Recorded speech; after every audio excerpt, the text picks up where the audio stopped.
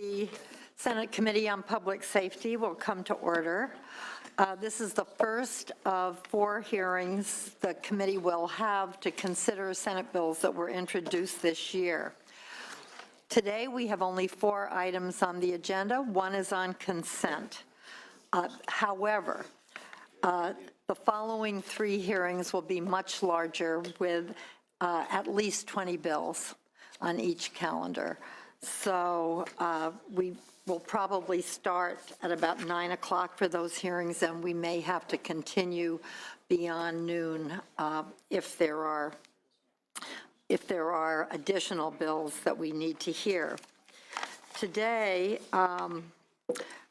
we do have 1 bill, SB 1087 by Senator Anderson on consent. Why don't we begin by calling the roll? Wait, where's Senator Leno? Oh, there he is. No.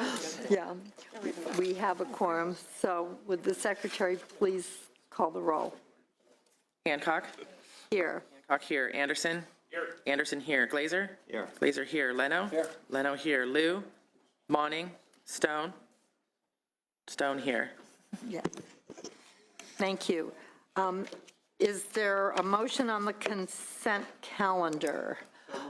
Moved by Senator Leno. Please read the roll. Hancock. Aye. Hancock, aye. Anderson. Anderson, aye. Glazer. Aye. Glazer, aye. Leno. Aye. Leno, aye. Liu. Monning. Stone. Stone, aye. Okay, that bill has enough votes to pass. We'll hold the roll open for the absent members. And we have an author. Senator Hill is here. We'll take your first item, SB 869. Thank you, Madam Chair and members. Good morning. I'd like to accept the amendments listed in the analysis. To prevent handgun thefts from vehicles, current law requires civilian handgun owners to store the weapon in a locked box or in the trunk when leaving it in the car. This common sense requirement, however, does not apply to law enforcement officers or concealed carry license holders, and unfortunately, several handguns have been stolen out of police vehicles and used in deadly crimes in the Bay Area. A handgun stolen out of a law enforcement vehicle was used to kill Karen Steinle in broad daylight on Pier 14 in San Francisco in July last year. A handgun stolen out of a law enforcement vehicle was used in the murder of a muralist in Oakland in September of last year. When I started looking into the issue, I discovered that this isn't a new problem. In fact, just this February, the California Supreme Court affirmed the death sentence for a man who murdered 4 people in 1997 using a fully loaded handgun stolen out of the vehicle of an off-duty deputy sheriff. The man also used the gun to rob a bank, rob a liquor store, and hold up a local market. SB 869 seeks to prevent these tragedies from happening by applying the existing vehicle handgun storage requirements to law enforcement officers and concealed weapon licensees. If the bill is passed, all handgun owners would be held to the same standard when leaving a handgun in their car. The goal is to promote common sense gun safety rules and to prevent smash and grab robberies that occur when objects, in this case handguns, are left in vehicles in plain view. I worked with the Police Chiefs Association and other law enforcement organizations to make sure the bill would not have any negative impacts on an officer's access to his or her weapon while on duty.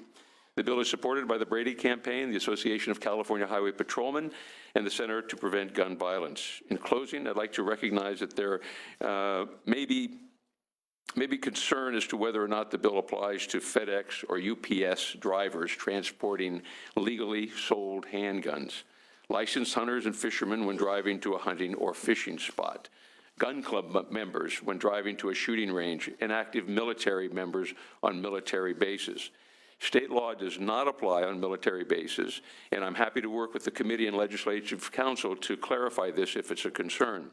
And I think there's a reasonable argument that FedEx or UPS drivers shouldn't have to place packages containing handguns in locked boxes, and I'd be happy to work with the committee to clarify that if there's a concern as well.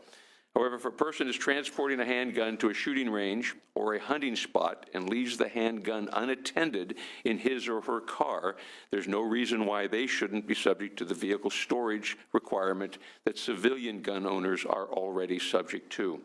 SB 869 does not apply to rifles, shotguns, or any other type of long gun, and does not prevent anyone, whether they are a hunter, military personnel, or a target shooter, from transporting or owning a handgun.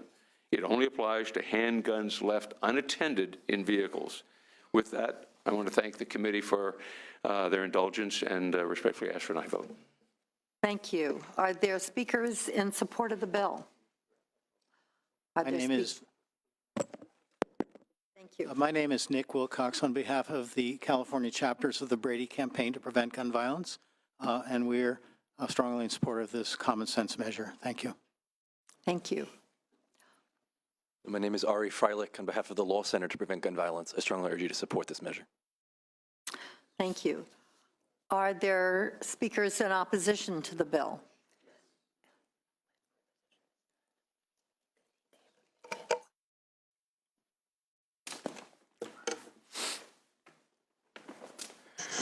Madam Chairman, members of the committee, my name is Craig DeLuz. I'm with the Firearms Policy Coalition. We're here to speak. We have a number of concerns. As introduced, this legislation, I think, specifically spoke to a narrow concern which was supported by the evidence as put forth by the author. The challenge is, as amended, it expands the coverage of this bill to include areas and individuals for which no evidence has been offered that there is a need or a real issue. The other issue is that there are a dizzying number of changes of definitions that are included. These changes are being made of definitions that were put in place for a reason.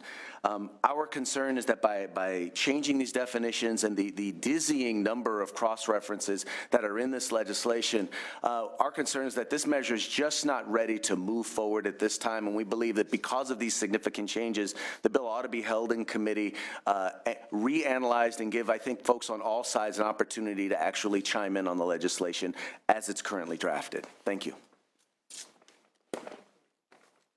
Other speakers in opposition?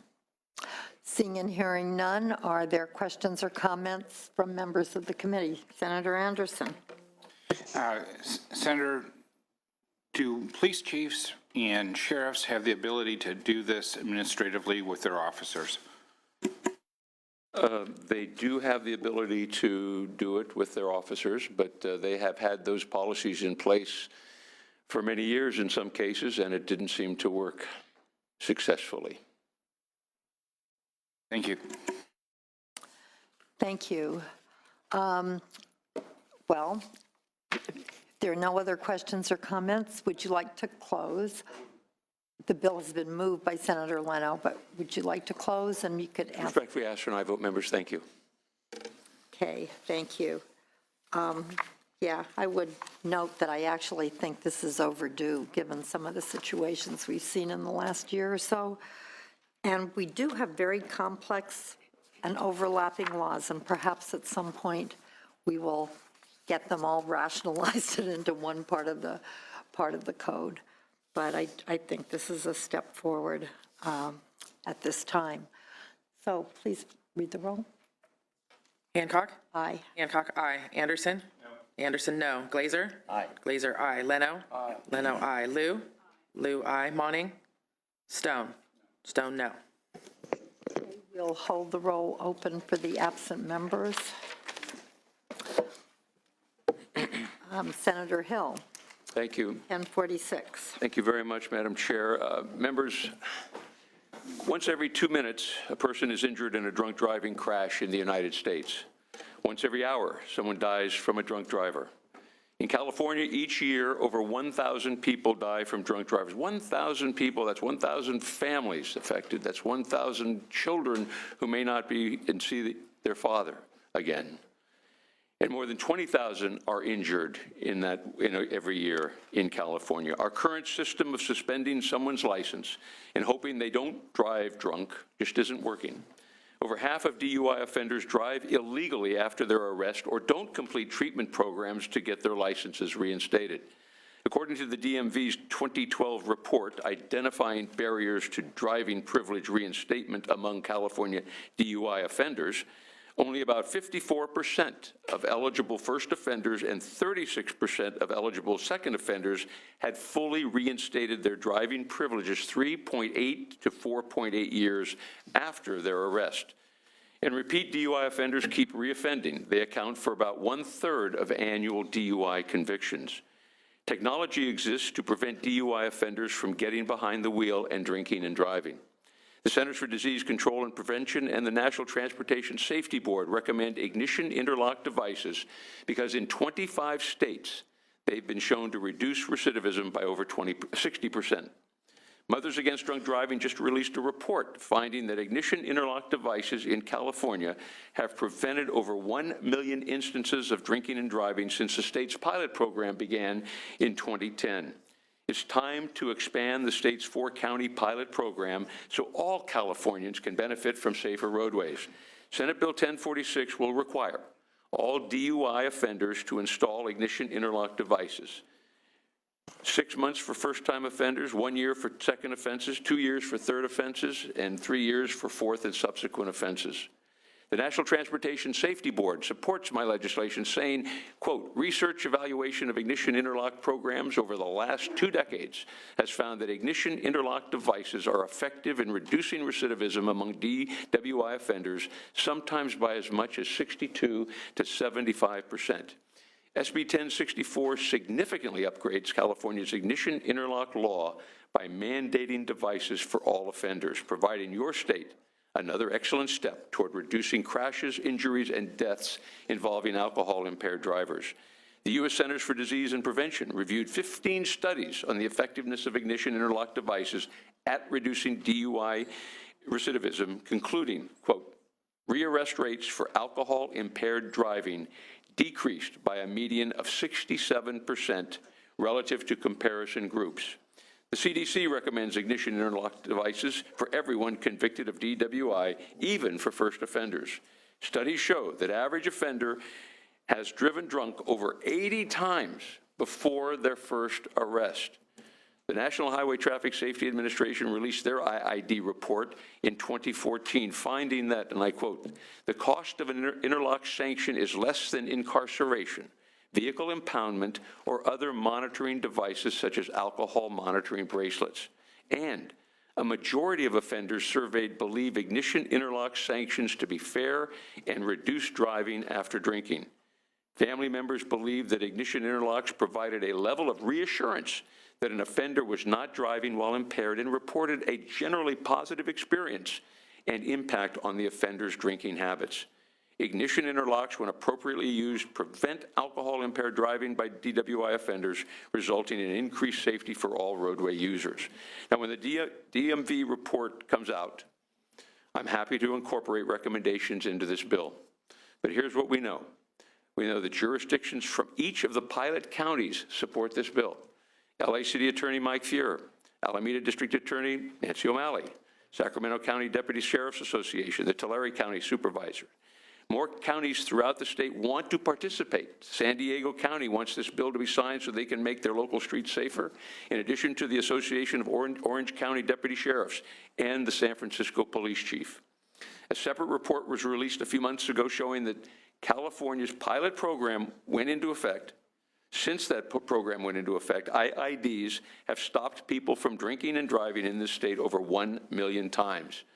That's a success to me, and that's why the pilot program should be expanded statewide.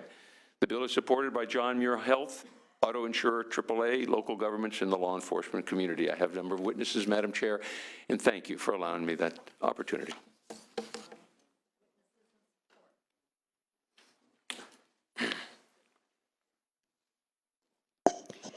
Thank you, Senator Hancock, and members of the committee for allowing me to testify in support of SB 1046. My name is Mary Klatzbach. I am a Livermore resident. I'm a nurse at John Muir Medical Center in Walnut Creek, California, and a national board member of Mothers Against Drunk Driving. But most importantly, I'm a mother of a son who was killed by a drunk driver. I'm here today to ask this committee to please pass the following life-saving legislation. It will replace license suspension, which I know personally does not work, with ignition interlocks for convicted drunk drivers. My son Matt was killed by a drunk driver whose license was suspended multiple times. Every day I have to live with the fact that an ignition interlock device could have stopped that drunk driver from crashing into my family's car. My son is gone because someone chose to drink and drive, someone who had already been given a second chance to turn his life around, chose to break the law again by ignoring his license suspension and driving drunk. Matt was my oldest child. He was 22 years old. He was in his third year at the United States Naval Academy. He had been told by the commandant he was in line for a pilot's billet. It was his lifelong dream to fly. He was engaged for 1 week to Sarah, the love of his life. He had asked her to marry him the Sunday before his death. He had his whole life ahead of him, and he had a proud family behind him. I miss him every day. Losing a child is unthinkable until it happens to you. I speak from experience when I say the pain of having to bury a child or the experience of the sorrow of my other children at life's important moments, graduations, weddings, the birth of nieces and nephews, because their brother is gone. It imbues in me the desire that no other parent, no other child, no other relative will have to endure the same heartache that my family has felt. When I buried Matt, I buried a piece of my heart. Sadly, more than 10,000 families lose someone every year because of drunk driving in California. 882 people were killed by drunk driver in 2014 on California roadways. Those who die are sons, daughters, husbands, wives, parents, grandchildren, babies. Drunk drivers do not discriminate. They kill. Senator Hancock, thank you for holding this important hearing. MAD advocates for laws and policies that are based on sound research and data. SB 1046 is no exception. With this proposal, the legislator has before it the opportunity to prevent drunk driving crashes by improving the current ignition interlock law, a law that is limited to only 4 counties in California. That leaves 54 counties with citizens that are not protected by this law. It's important to underscore why MAD supports ignition interlock licenses over license suspension. With an ignition interlock, drivers are monitored every time they get behind the wheel. The first check is when they start their vehicle.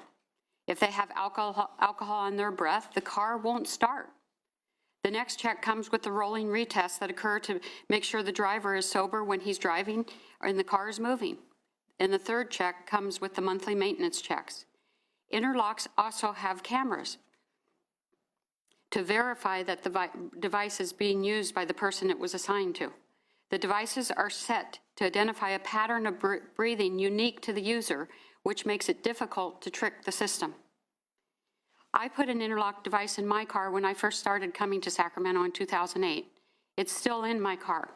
It takes me 4 blows to get from Livermore to Sacramento and 3 blows to get from Livermore to Walnut Creek. Every step along the way, the driver's condition is monitored with an interlock.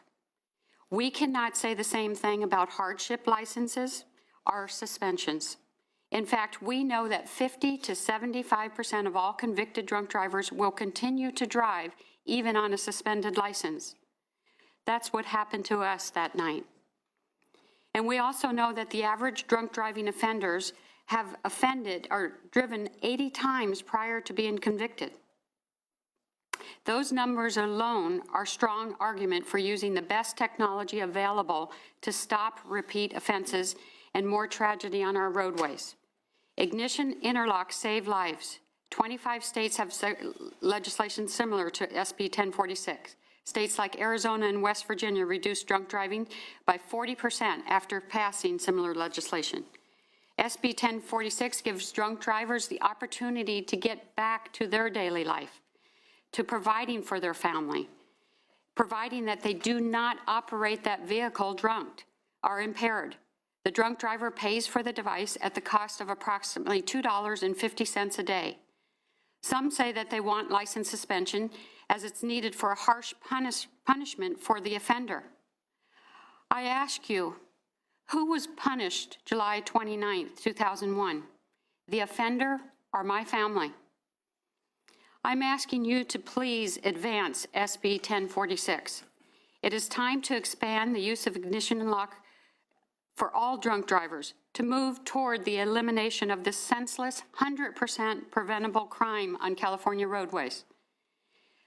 There are already 15 peer-reviewed studies that show interlocks reduce DUI recidivism, reduce DUI fatalities, and save lives. Last week, the University of Pennsylvania released a peer-reviewed study showing interlocks reduce fatalities by 15%. The CDC, NHTSA, NTSB, and every major traffic organization, safety organization, has endorsed this concept. What is California DMV's report going to say that's different than the other groups? Thank you for allowing me to speak today on behalf of Mothers Against Drunk Driving in support of 1046, and on behalf of my husband and myself and my children, in memory of Matt. Enclosed with my written testimony is more information about ignition interlock. Thank you. Thank you very much. I'm going to ask the other speakers, please, I wanted MAD, because they've done so much good work on this topic, to be able to give their whole presentation. If there is, just add something new, or we don't need to hear all the support again. So, others in support? Madam Chair, members of the committee, my name is Charmine Bach. I am here at the request of Alameda County District Attorney Nancy O'Malley. The reason for our comments is I hope to provide a new perspective, and that is you see enough laws come through here that it's important to ensure that the laws that you do approve provide a meaningful remedy, a balanced approach. Having been a DA for almost 27 years, I've seen DUIs in court. I've seen people come into court with suspended licenses. There's very little attention or impact from driving on a suspended license. Not much actually happens. Usually there's a larger offense that's related to it, and that's what's processed. I think that what we want to do is make sure that people who have an alcohol problem aren't overly punished for that problem, but still keep the public safe. By that I mean, if we have an interlock device, we won't stop them from going to work. We won't stop them from doing what their families need them to do, taking their mother to a doctor's appointment, taking their child to school. We'll just make sure that they go about their daily lives safely without an impact to the rest of the public. As a DA in Alameda County, you're on homicide duty. The most horrific homicide duty that I got, it's when somebody gets caught that's committed a homicide, was a DUI case where a family from Santa Maria, there were 4 of them in the car, a dad was driving, the mom was in the passenger seat, and there were 2 small children in the back seat. A drunk driver went basically 4 blocks down Broadway in Oakland without stopping at any light. The momentum and speed was so much that when the driver hit the family from Santa Maria, the back bumper basically impaled onto the 2 children. The 2 girls, the dad, they all died. And the mom could not process what was going on and was still trying to protect her children and to get her husband out of the car. Obviously, that was to no avail. Had there been an interlock device, that would never have happened. It's something that's small to ask. The costs have been investigated. I read the case that says it's about $3 to $4. When you balance that against the income that somebody will earn, it's not a punitive measure, but a protective measure in terms of public safety. And at the end of the day, that's what this committee is about. Thank you. Thank you. Others? Madam Chair, members, Randy Perry with Aaron Reed and Associates on behalf of the California Association of Highway Patrol and PORAC in full support. We were original sponsors of the pilot project. Madam Chair, the members, Paul Yoder here today, this morning on behalf of the Tulare County Board of Supervisors in support of the bill. Thank you. Madam Chair, John Lovell on behalf of the Association for Los Angeles County Deputy Sheriffs, California Association of Code Enforcement Officers, California College and University Police Chiefs Association, California Narcotic Officers Association, Los Angeles County Professional Peace Officers Association, Los Angeles Police Protective League, and Riverside Sheriffs Association, all in strong support. Very smart policy. My name's Cody. I'm with MAD. I'm not going to sit here and read off numbers and statistics. I just want to ask you, if you had the technology to make a 14-year-old girl not have to see crime scene pictures of her dad projected on courtroom screens, would you use it? My coffee cost $2.75 this morning. He just said this would cost $2.50 a day. I'm sorry, but if you don't see that cost of $2.50 a day or whatever it's going to cost them a day as worth it, and then you're saying to me personally that you don't think my dad's life was worth $2.50 a day. I'm not trying to make this personal, but I've lived in Sacramento my entire life.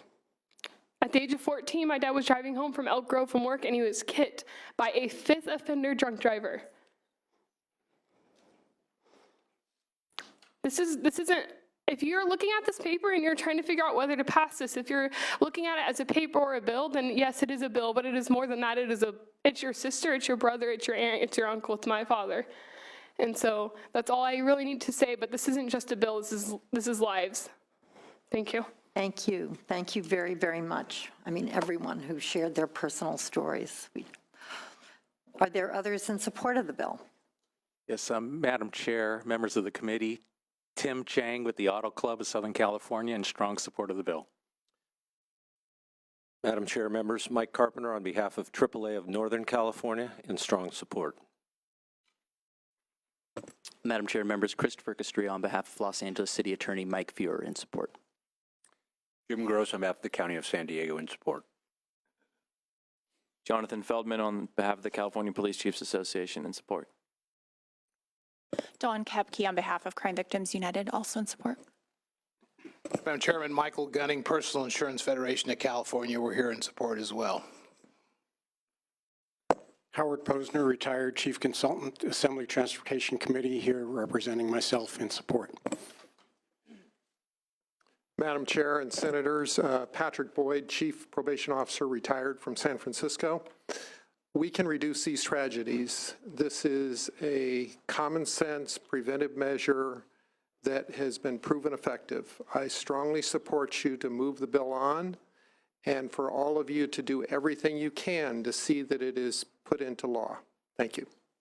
Bless you. Thank you. Are there speakers in opposition to the bill? Please come forward at the table.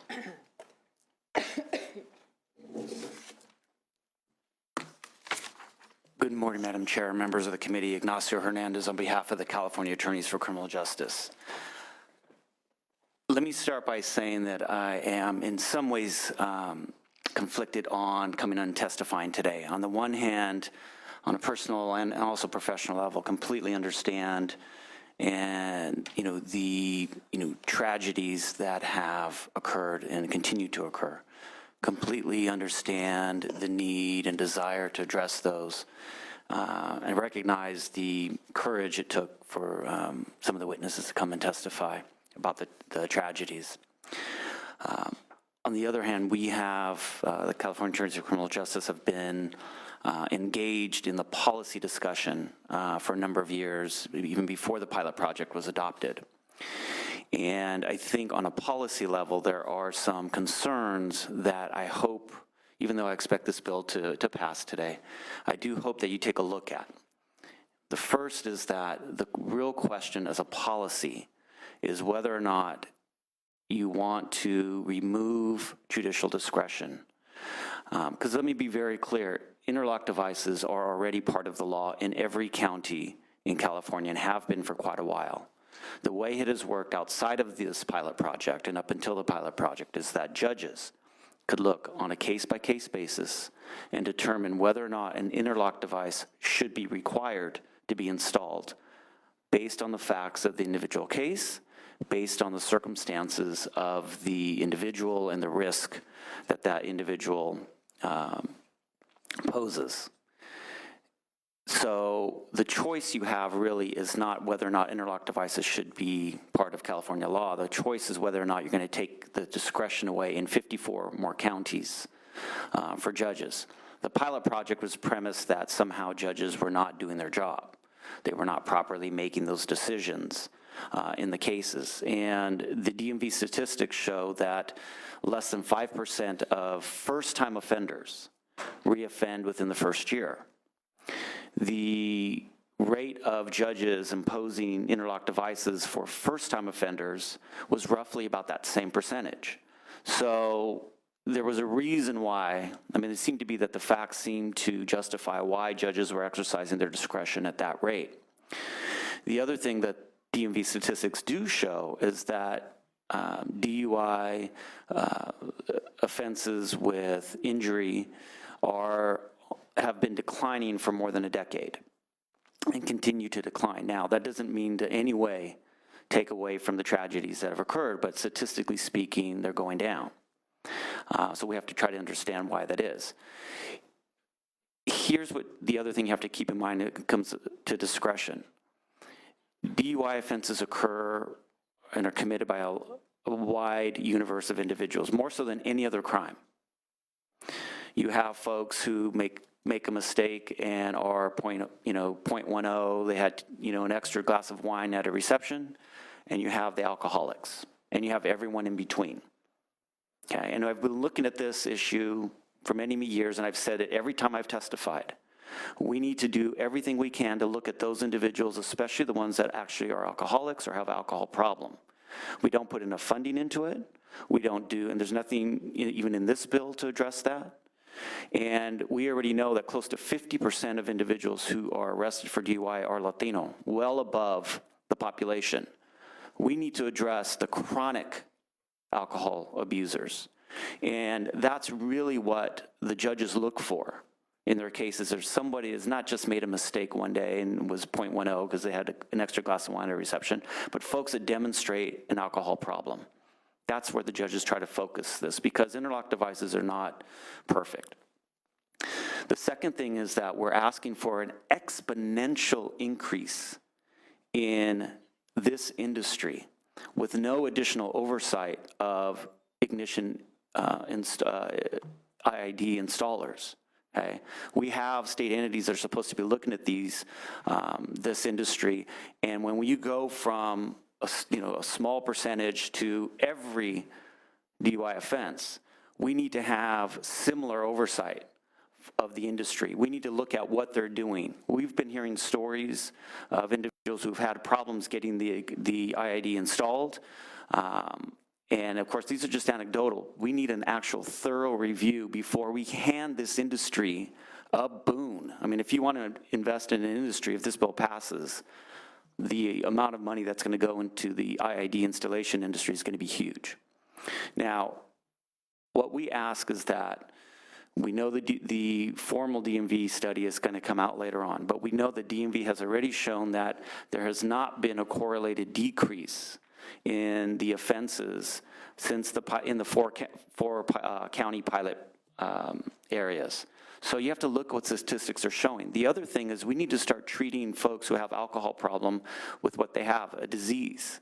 So if you want to put an ignition interlock device on someone who has a high BAC when they're arrested, or there's indications of an alcohol problem, and you want to start putting them in treatment and providing the funding for that as a holistic approach to prevent future tragedies, absolutely, that makes a lot of sense. But to say that we're going to tell judges that they will no longer have discretion to determine on a case-by-case basis, then it really undermines what we have set out to do with our court system, is to make sure that we have specialized approaches to this. Let me just close by saying this. Look at multiple offenders, look at high BAC, look at when there are facts indicating an alcohol problem, and provide a holistic approach so that we don't have repeat offenders. The statistics show that the overwhelming majority of individuals who have a first-time offense will not reoffend. For those who do reoffend, it goes up after 7 years, 9 years, 10 years. This bill will do nothing for when the bulk of reoffenses occur. The first year, again, it's only less than 5%, and a very, very small fraction of those involve injury, very, very small. Current law can address those cases already, okay? We heard someone say earlier, multiple suspensions. Well, that's what we're talking about, second, third, fourth time, or if somebody has multiple suspensions, those are all facts that judges look at and say, well, we're gonna put an IID on there. The last thing is that there are studies that show that when you create an incentive, where you tell someone, okay, if you install an ignition interlock device, which is what we do with second and third, then we will adjust your sentence. There's more compliance, and there are fewer, the recidivism rate goes down. So let's look at an entire approach. Let's look at the DMV study when it comes out and give some time to really take it in, put experts on alcohol abuse together, and focus a mandatory IID only on those folks who exhibit an alcohol problem. That would make a lot more sense and better policy. Thank you for the time and available for questions. Thank you very much. Are there questions or comments from members of the committee? Senator Stone, Senator Anderson. Thank you, thank you, Madam Chair. With regard to infrastructure, kind of piggybacking on what was just said, do we have the infrastructure in their 54 remaining counties, should this become law, that we can actually get these devices put on expeditiously in response to the need?